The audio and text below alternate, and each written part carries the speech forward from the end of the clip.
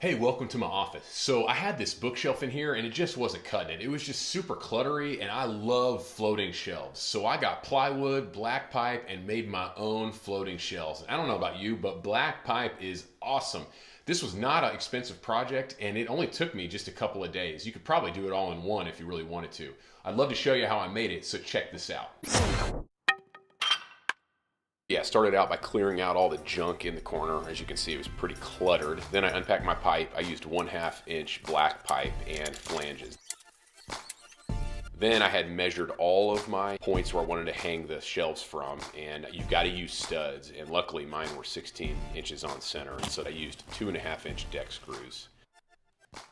Screwed the pipe in, looked great, and then went ahead and mounted the rest. I used my level, found the studs,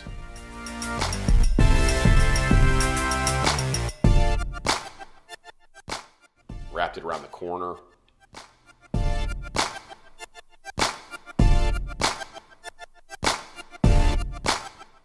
next it was to head to the shop and cut my 3/4 inch birch plywood. I used the Craig rip cut, which was really cool. I mean, that's not my favorite way to rip down plywood, but since I don't have a full setup yet, it was very effective to get the same cut every time. Couple last cuts, and then headed over to the miter saw. I decided to do miter cuts for the shelf connection at the corner, rather than just butt them up, do butt joints, which you totally could. I decided to do miter joints, and so cut 45-degree angles. Next was to sand them.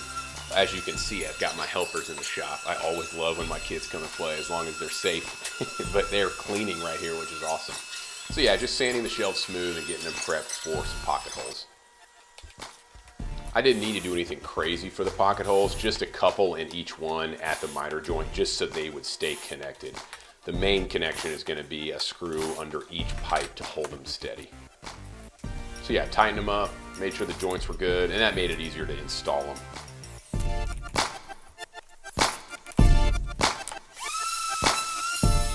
Speaking of installing them, I had to go over to my buddy's shop to use his drill press to drill my 3/8 inch holes into each pipe. Next was the fun part. Did a little dry fit just to make sure everything was square and level. And as you can see, I was pretty stoked. After the test fit was a success, I decided to take the shelves off and router the edges. I just wanted a cleaner look, just a little nicer than the square edge.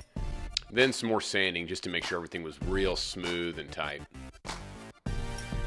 After I wrapped up sanding, I headed over to my kitchen table. Since it was so cold outside, I wasn't able to stain in the garage.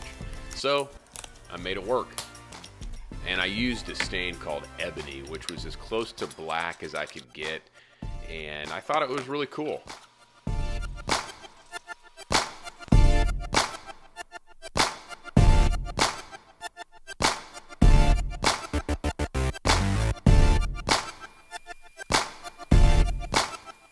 After all the staining got done, it was time to remount the shelves.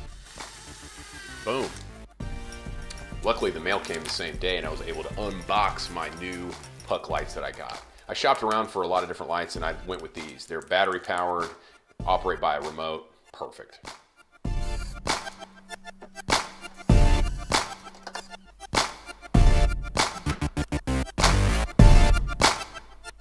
There it is, my new floating pipe bookshelves. Hey, thanks for watching this video. I hope you enjoyed it. Make sure and hit that subscribe button to stay connected with me when I drop new videos.